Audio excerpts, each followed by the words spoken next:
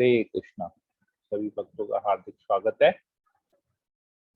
हम लोगों ने 2 दिन से हम लोग कृष्ण साधक का 7वां अध्याय पढ़ रहे हैं, जिसमें भगवान की विशेष कृपा के बारे में इस प्रकार स्टार्ट हुआ कि भगवान क्यों शिव जी के भक्त भौतिक रूप से संपन्न होते हैं और विष्णु के भक्त, मतलब दोनों की तुलना में, विष्णु के भक्तों और शिव जी के भक्तों की तुलना में शिव जी के भक्त भौतिक रूप से अधिक ज्यादा संपन्न होते हैं। क्यों होते, हमने ये पढ़ा, इसके ऊपर चर्चा किया, इसको समझा। तो भगवान की विशेष कृपा के बारे में भी हमने पढ़ा। हमने ये भी देखा कि जितना सरलता से हम इसको पढ़ पा रहे हैं, परंतु उसको अपने जीवन में एक्सेप्ट करना, इस चीज को उतना ही कठिन है। परंतु ये सत्य है, तो इस सत्य को जितना जल्दी हम एक्सेप्ट कर ले, स्वीकार करें और विचलित ना हो, उतना हमारे भक्तिमय जीवन के लिए, आध्यात्मिक जीवन के लिए अच्छा है। तो इसी चर्चा के विषय को आज और आगे बढ़ाते हुए हम आज और भी कुछ महत्वपूर्ण बातें यहाँ पर पढ़ेंगे।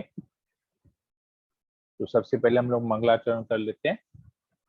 ओम अज्ञानतिमिरान्धस्य ज्ञानाञ्जनशलाकया चक्षुरुन्मीलितं येन तस्मै श्री गुरुवे नमः। नमो ओम विष्णुपादाय कृष्णप्रेष्ठाय भूतले श्रीमते भक्ति वेदांत स्वामिनीति नामिने नमस्ते सरस्वती देवे गौरवाणी प्रचारिणे निर्विशेष शून्य पाश्चात्य दोषकारिणे। जय श्री कृष्ण चैतन्य प्रभु नित्यानंद श्री अद्वैत गदाधर श्रीवासादि गौर भक्तवृंदा। हरे कृष्णा कृष्णा कृष्णा हरे हरे, हरे राम राम हरे हरे। मंगलाचरण की जाए।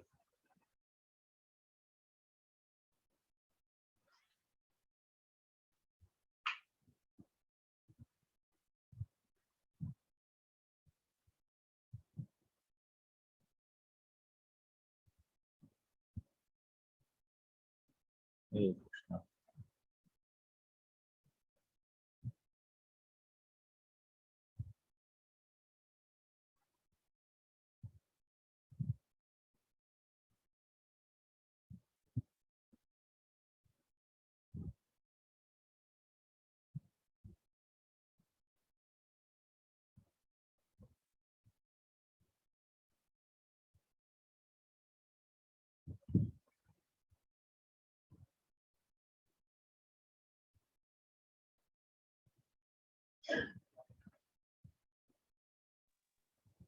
कुछ सुनाई नहीं दे रहा प्रभु जी।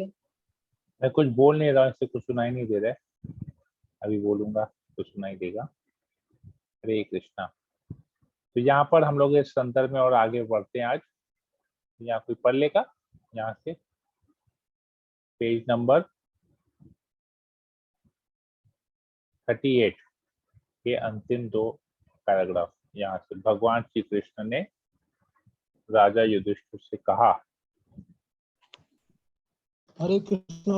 हरे कृष्णा। हाँ, मुकेश प्रभु पढ़ लीजिए।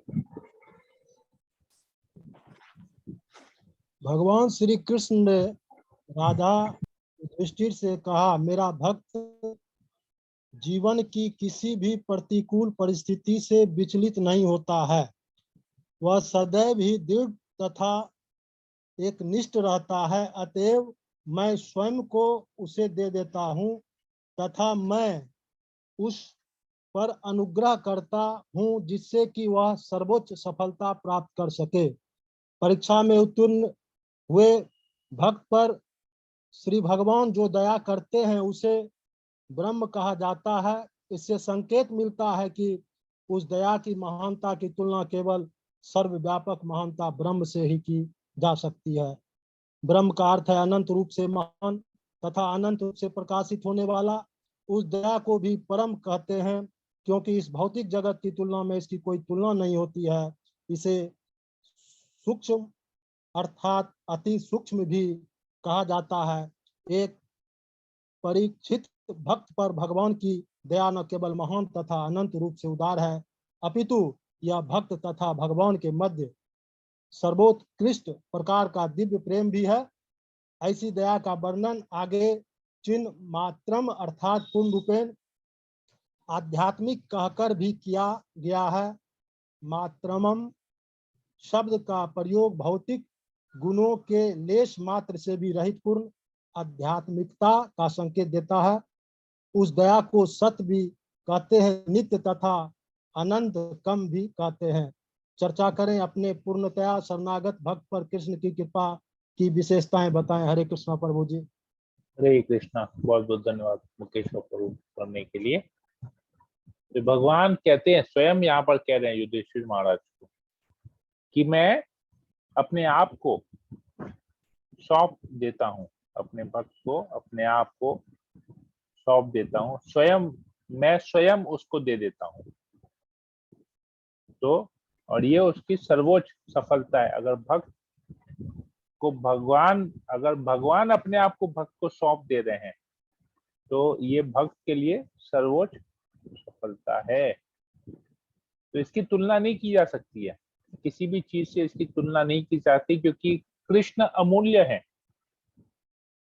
उनका कोई मोल नहीं लगा सकता है। और कृष्ण की कृपा भी अमूल्य है, अनंत है।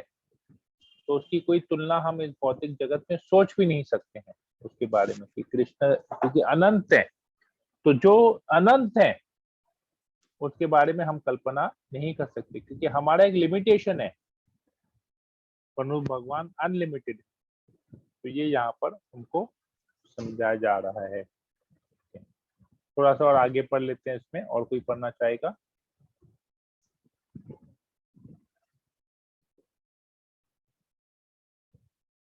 हरे कृष्णा प्रभु, मैं पढ़ूं? यस। भगवान के भक्त को ऐसा अनंत आध्यात्मिक लाभ प्राप्त होता है, अतएव वह देवताओं की उपासना क्यों करे? श्री कृष्ण का भक्त शिवजी, ब्रह्मा जी अथवा अन्य किसी गौण देवता की उपासना नहीं करता है। वह स्वयं को पूर्ण रूप से श्री भगवान की दिव्य प्रेम सेवा के प्रति समर्पित कर देता है। एक अन्य प्रश्न उठाया जा सकता है कि भक्तों को सुख अथवा दुख श्री भगवान की व्यवस्था से प्राप्त होता है तथा एक सामान्य मानव को अपने विगत कर्मों के फल स्वरूप सुख दुख प्राप्त होता है। दोनों में भेद क्या है? साधारण कर्मी से भक्त किस प्रकार उत्तम है? उत्तर यह है कि कर्मी तथा भक्त एक ही स्तर पर नहीं है। कर्मी चाहे जीवन की किसी भी दशा में हो, उसका जन्म मरण का चक्र चलता रहता है, क्योंकि कर्म अथवा सकाम कर्मों का बीज वहां उपस्थित रहता है जो अवसर पाते ही फल उत्पन्न करता है। सामान्य मनुष्य कर्म के नियम के कारण बारंबार जन्म मृत्यु में निरंतर फंसा रहता है, जबकि कर्म के नियम के अधीन न होने के कारण एक भक्त के सुख दुख भगवान की अस्थायी व्यवस्था के संग है तथा इनके द्वारा भक्त बंधन में नहीं पड़ता है। भगवान ऐसी व्यवस्था केवल एक अस्थायी प्रयोजन सिद्ध करने के लिए करते हैं। यदि कोई कर्मी शुभ कार्य करता है तो उसे स्वर्ग लोक की प्राप्ति होती है। यदि वह पाप कर्म करता है तो यदि एक भक्त चाहे तथा कथित पुण्य अथवा पाप पूर्ण रीति से कार्य करे, उसकी न तो स्वर्ग तक उन्नति होती है न नरक में पतन, अपितु उसे आध्यात्मिक लोक में स्थान प्राप्त होता है। अतएव भक्त के सुख दुख एक ही स्तर के नहीं है। हरे कृष्ण। चर्चा करें, एक कर्मी को सुख दुख मिलना तथा एक भक्त को सुख दुख मिलने में क्या अंतर है? Hare Krishna. Hare Krishna. Thank you very much Bhavna for reading. तो यहाँ पर आता है कि क्योंकि भगवान अपने आप को अपने भक्त को सौंप दे रहे हैं तो उसे अनंत कृपा मिलती है। तो जिसको अनंत कृपा मिलती है उसको फिर किसी देवी देवता के पास जाने की जरूरत नहीं है। कुछ भी पाने के लिए उसको किसी देवी देवता की उपासना करने की जरूरत नहीं है। तो ये यहाँ पर इसे बताया गया है, क्योंकि भक्त पूर्ण रूप से कृष्ण के प्रति शरणागत होता है। तो अभी देखा जाता है कि भक्तों के जीवन में सुख दुख होता है, भक्तों के जीवन में भी कष्ट आते हैं। ऐसा तो नहीं कि भक्त कष्ट से छूट गए हैं। भौतिक जगत के लोग भी जो भक्ति नहीं करते वो भी सुख दुख में है, उनको भी कष्ट होता है, उनको भी सुख मिलता है। भक्त को भी सुख मिलता है, भक्त को भी दुख मिलता है। तो फिर सोचते हैं कि भक्ति करके क्या फायदा, सुख दुख तो लगा हुआ ही है, भक्ति में भी लगा हुआ है, भक्ति नहीं कर देते तो भी था, भक्ति लगाओ तो भी था। तो उसमें बहुत बड़ा एक हम लोग भगवान की लीला से समझ सकते हैं कि भगवान जब तक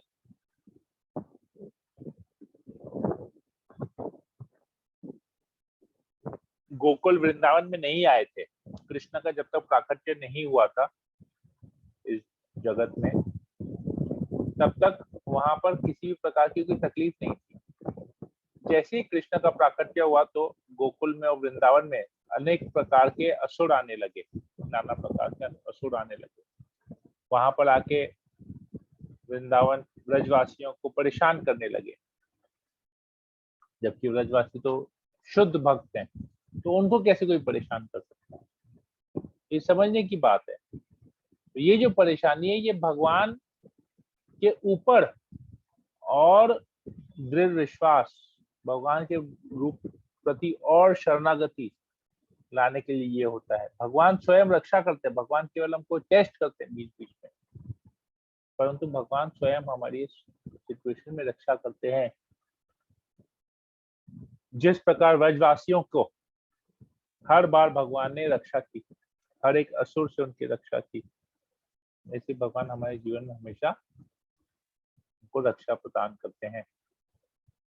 तो ये तो भौतिक जगत के लोग जो दुख में आते हैं वो उनके कर्म फल है, परंतु वो उनको बांध के रखेंगे।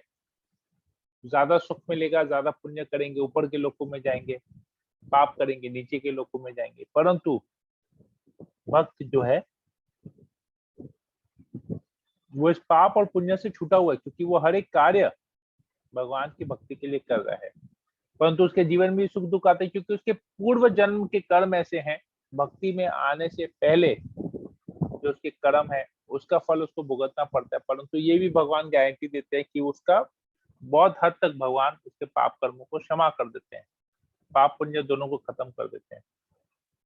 तो उस सिचुएशन में उसको पीड़ा कम होती है। हालांकि हमको दृष्टि से लगता होगा कि इसकी, जैसे अभी एक उदाहरण से हम इसको समझते हैं, जैसे हमने रिसेंटली अभी हाल ही में हफ्ता 10 दिन पहले एक मैसेज आया कि जुहू मंदिर में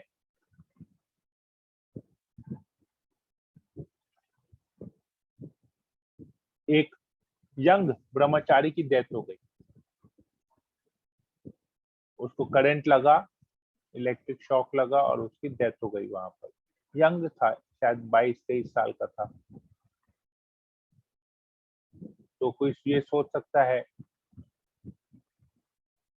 कि इतना अच्छा ब्रह्मचारी, पूर्ण रूप से उसने भगवान को प्रति शरणागत किया, इतना प्रचार कर रहा था, अभी तो उसकी बहुत उम्र थी, उसको प्रचार करना था, कितनों को भक्त बनाता, पर उसकी मृत्यु हो गई।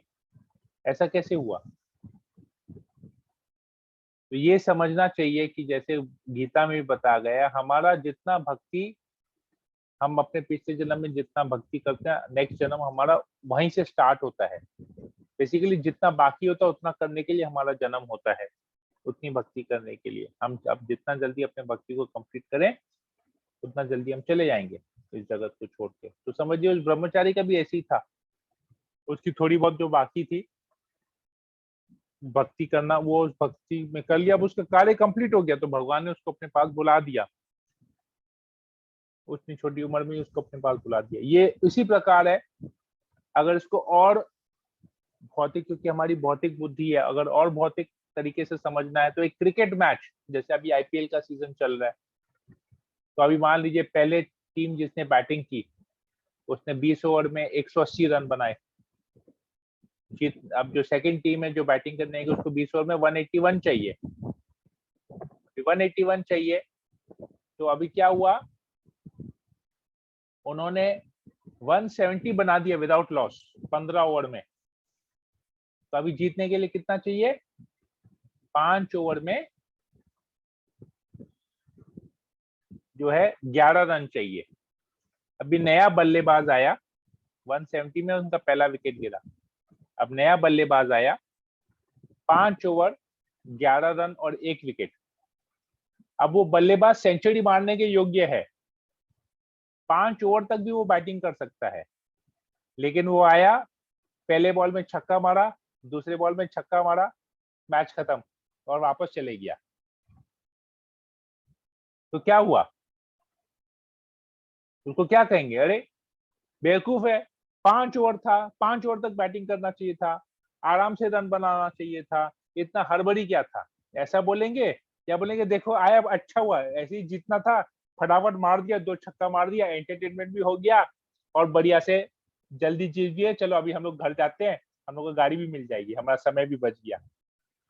क्या बोलेंगे लोग जो स्टेडियम में देखने आए हैं या जो देख रहे हैं, या मान लीजिए हम लोग ही अगर वो देख रहे हैं, तो क्या सोचेंगे? पहला पॉइंट कि यार 5 ओवर था, उसको आराम से बैटिंग करना चाहिए था, 11 रन नहीं चाहिए था, एक एक करके लेता, 1 रन 2 रन करके लेना चाहिए था, 5 ओवर तक बैटिंग करता, ऐसा बोलेंगे? कि बोलेंगे अरे अच्छा हो यार, फटाफट 2 छक्का मार दिया, हम लोग भी नाच नूच के सब आ गए घर। तो कौन सा अच्छा, पहला सिचुएशन या सेकंड सिचुएशन? सेकंड सिचुएशन पर हुई है। Second situation. सेकंड। क्यों? करना ही है ना, तो करके कंप्लीट कर लिया ना, अच्छा है ना, जितना ही था तो करके कंप्लीट कर दिया, मैच कंप्लीट कर दिया, अच्छा हुआ। तो वैसे ही भक्ति भी है, जो यंग, ये जो ब्रह्मचारी था यंग, तो इसने भी हालांकि पूरा जीवन पड़ा है, अब कलयुग में भी इतने साल पड़े हैं, लेकिन वो आया, फटाफट उसका जो काम बाकी था उसने वो काम करके वो भगवत धाम चले गया।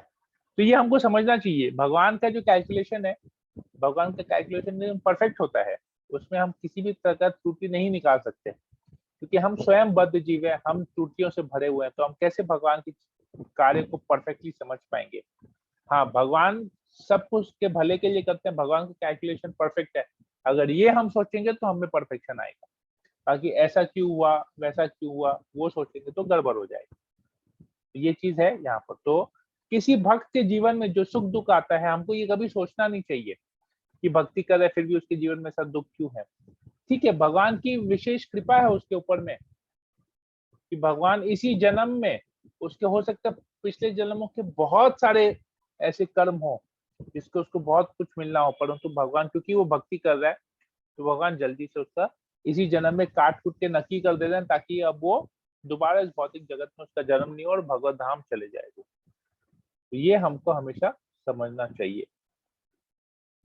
ठीक है, तो भौतिक जगत में कर्मी के सुख दुख को मिलने में और एक भक्त को सुख दुख मिलने में यही अंतर है। हरे कृष्णा। ओके, आगे पढ़ लेते हैं। कोई और पढ़ना चाहेगा इसको? जी प्रभु जी, अच्छा, हम पढ़ते पढ़ लीजिए। जी। हरे कृष्णा।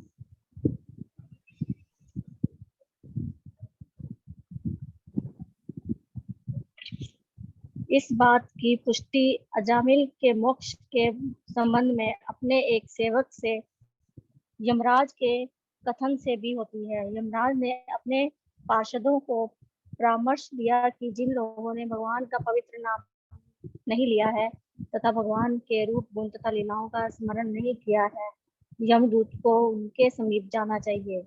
उन्होंने अपने दूतों को आदेश दिया कि इसके विपरीत यदि उनकी भेंट किसी भक्त से हो तो वे भक्त को सादर प्रणाम करें।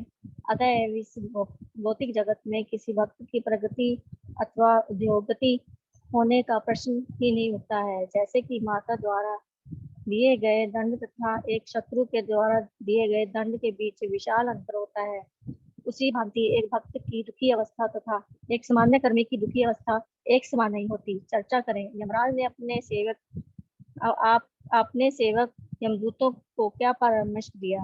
हरे कृष्णा प्रभु। आगे पढ़ने बोलूं? हरे कृष्ण। नहीं, एक बार मैं देखता हूँ और आगे नहीं, ठीक है। करते हैं, इसके आगे हम लोग फिर नेक्स्ट वीक चर्चा करेंगे। ये एक्चुअली चैप्टर भी बहुत बड़ा है, ठीक है। इसको हम एक बार पढ़ लेते हैं, अजामिल वाले इंसिडेंट को पढ़ लेते हैं। तो अजामिल क्या था? अजामिल को हालांकि वो ब्राह्मण कुल में ब्राह्मण परिवार में उनका जन्म हुआ था, परंतु कुसंगति के में आके उसका पतन हो गया था। परंतु अंत समय में उसने अपने पुत्र का नाम नारायण रखा था, तो नारायण नारायण पुकारा और उसको वहां पर विष्णु दूत आ गए और उन्होंने यमदूत को हरा दिया बहस में। ये भागवतम में आता है, अजामिल की कथा बहुत फेमस कथा है। तो यहाँ पर यमदूतों को लगा कि उनके स्वामी यमराज ही परम नियंता है, पर तब उस कन्वर्सेशन में विष्णुदूतों के साथ जो कन्वर्सेशन हुआ या जो आर्ग्यूमेंट हुआ, उसमें उनको पता चला कि यमराज भी परम नियंता नहीं है, वो भी किसी के द्वारा नियंत्रित है। तब यमराज ने उनको आदेश दिया था। इस इंसिडेंट के बाद जब वो लोग वापस गए, यमलोक वापस गए, तो यमराज जी को उन्होंने बताया कि ऐसा ऐसा हुआ है, हम लोग पहली बार ऐसा हुआ कि हम किसी को लेने गए और वो हमारे साथ आया नहीं, और फर्स्ट टाइम हमारा विष्णु दूतों से भी हमारा मुलाकात हुआ, तो ये क्या है। तब यमराज जी उनको बताया, पूरा बात बताए, और तब उनको बोला कि जिन लोगों ने भगवान के पवित्र नाम का जप नहीं किया है, पवित्र नाम नहीं लिया है इस जीवन में, तो उनको आप लेके आइए। लेकिन कोई भी व्यक्ति जो वैष्णव है, आपको उसके परछाई को भी नहीं देखना है। सोचिए, परछाई को भी नहीं देखना, उसके समीप तो जाना दूर की बात है, परछाई भी नहीं देखना है, समीप भी नहीं जाना है। इनफैक्ट उनको दूर से ही नमस्कार कर देना और रास्ता अपना चेंज कर देना है। अगर किसी वैष्णव का दर्शन हो तो तुरंत वहां से खसक जाओ, साइड हो जाओ, ऐसा आदेश उनको दिया गया है। यमदूतों को यमराज जी ने आदेश दिया है। तो इसलिए कहते हैं कि जैसे एक बालक अगर कोई गलती करता है तो उसको अपने माता पिता से दंड मिलता है, और दूसरा गलती करता है दुश्मन से दंड मिलता है। तो ये फर्क है, दंड दोनों ही देते हैं, लेकिन माता पिता जो दंड देते हैं वो उसके कल्याण के लिए, अपने पुत्र के कल्याण के लिए उसको दंड देते हैं।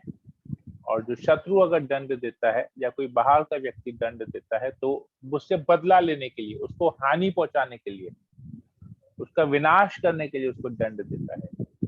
और तो माता पिता का दंड जो है उसका प्रगति के लिए होता है। तो यही भगवान की कृपा। भगवान अगर हमको लगता है कि हमने इतना कुछ किया फिर भी हमारे साथ बुरा हो रहा है, तो ये हमारे सुधार के लिए, हमारे पापों को खत्म करने के लिए वो दंड हमको दिया जा रहा है भगवान के द्वारा। हो सकता है इससे कहीं ज्यादा हमको मिलना हो सकता है हमारा एक्सीडेंट होकर पैर टूटना हो, पर हमको एक खरोश आए और हम निकल गए।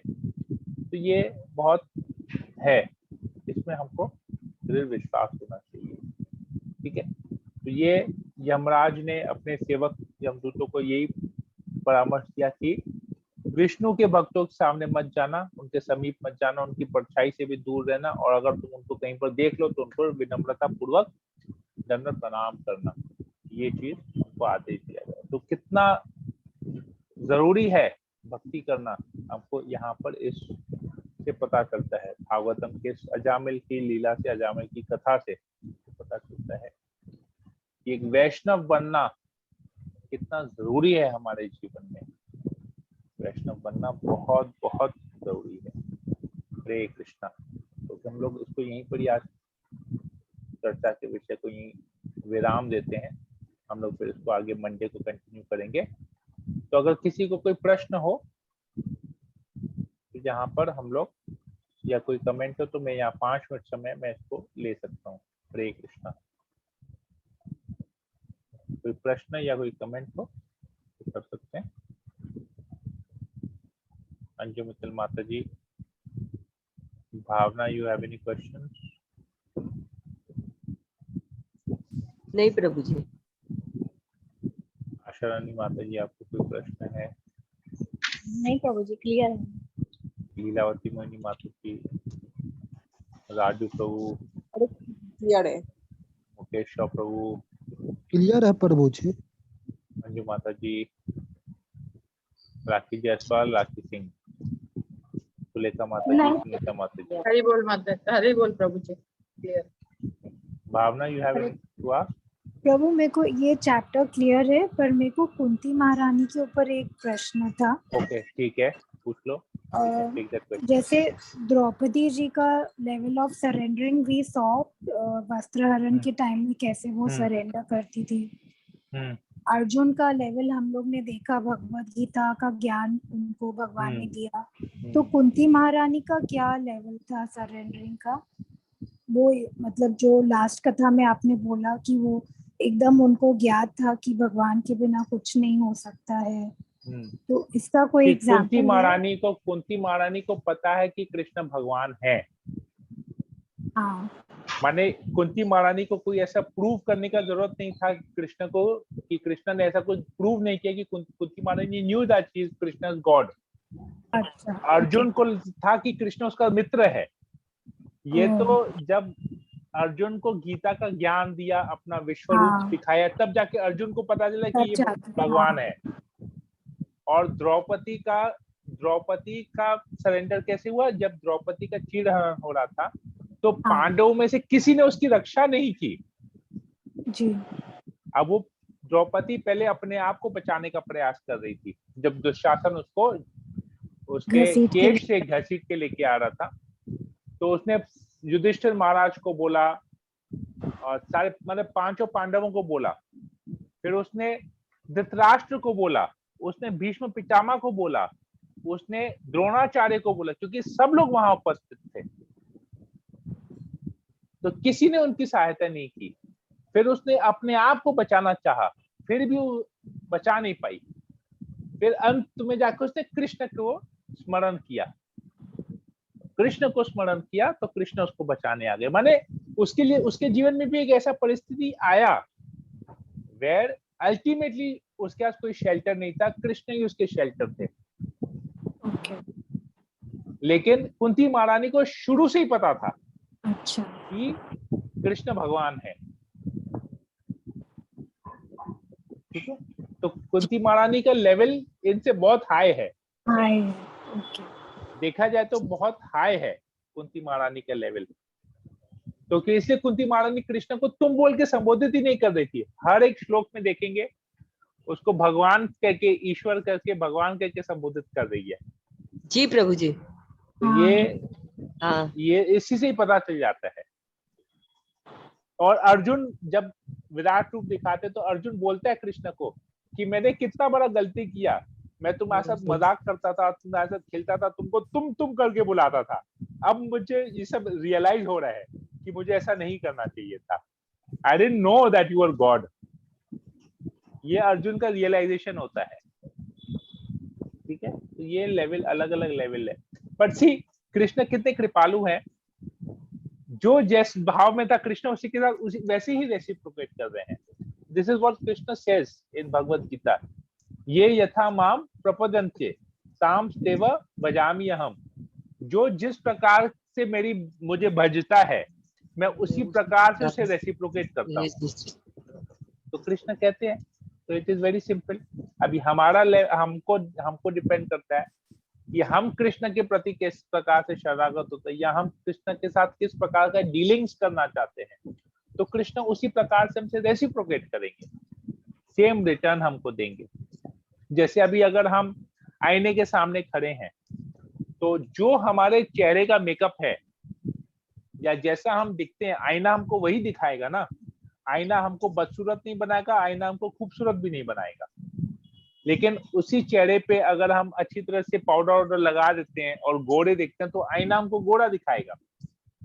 तो वही चीज है। तो हम जैसे कृष्ण के प्रति शरणागत होंगे, जो जिस तरीके से हम कृष्ण के साथ डील करेंगे, कृष्ण उसी प्रकार से हमसे रेसिप्रोकेट करेंगे। जैसे एक रबर बैंड है, इलास्टिक रबर बैंड है, हम रबर बैंड को हल्का सा खींचेंगे, हाथ में पकड़ के रखेंगे तो कुछ नहीं होगा, उसको थोड़ा सा खींच के छोड़ेंगे, हल्का सा लगेगा, ज्यादा खींच के छोड़ेंगे तो बहुत ज्यादा जोर से लगेगा।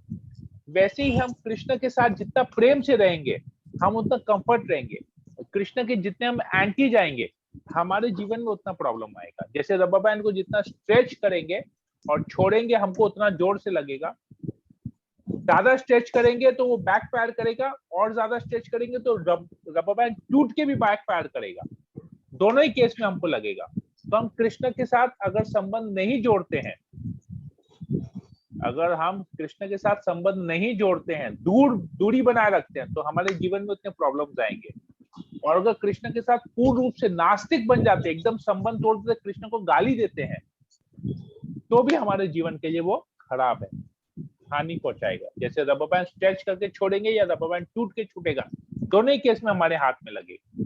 तो वैसे ही है। लेकिन अगर रबर बैंड हाथ में ही रहेगा, उसको ज्यादा खींचतान नहीं करेंगे, तो अगर कृष्ण से एक भक्त और भगवान का रिलेशन बना के रखेंगे, या सखा का रिलेशन या दास का रिलेशन, जो भी है, कृष्ण से एक जो 5 प्रकार के मुख्य रस हैं, जो वैकुंठ के 5 प्रकार के मुख्य रस है, दास्य रस, साख्य रस, माधुर्य रस, वात्सल्य रस और शांत रस, इस 5 रस में जो भी हम रस प्रदान करके रखेंगे, हम हमेशा कृष्ण के साथ सुरक्षित रहेंगे। ठीक है Bhavna, I hope I was able to clear it. Yes प्रभु। प्रभु आज मॉर्निंग में मेरी वो डोमेस्टिक हेल्प फिर से आई, जिसको देख के मुझे गुस्सा आता था, और वो जैसे ही मेरे घर में घुसी, मैंने उसको अंदर मन में हरे कृष्णा बोला, and suddenly my body language only changed. Okay, अब 2-4 बार हरे कृष्णा मन में बोल के फिर एक बार उसको बोलना, फिर तुम उसको बोलना Hare Krishna. Okay. Then how she reciprocates. तो वो भी जब हरे कृष्णा बोलेंगे तो सोचो तुम्हारे घर में एक और भक्त आ गया। हरि बोल। This is what we call as preaching. इसी को प्रचार कहते हैं। पहले आचार फिर प्रचार, पहले आचरण ठीक करो फिर प्रचार भी वैसे हो जाएगा। हरे कृष्णा, वेरी गुड। ठीक है, तो हम यहीं पर ही इसको, और किसी को कोई प्रश्न नहीं है या कोई कमेंट नहीं है, तो फिर मैं सेशन को यहीं एंड करता हूँ। सभी भक्तों का बहुत बहुत धन्यवाद। वांछा कल्पतरुभ्यश्च कृपा सिन्धुभ्येव च पतितानां पावनेभ्यो वैष्णवेभ्यो नमो नमः। अनंत कोटि वैष्णव वृंद की जय। जगत गुरु श्रील प्रभुपाद की जय। हरे कृष्ण हरे प्रभु कृष्णा। प्रणाम।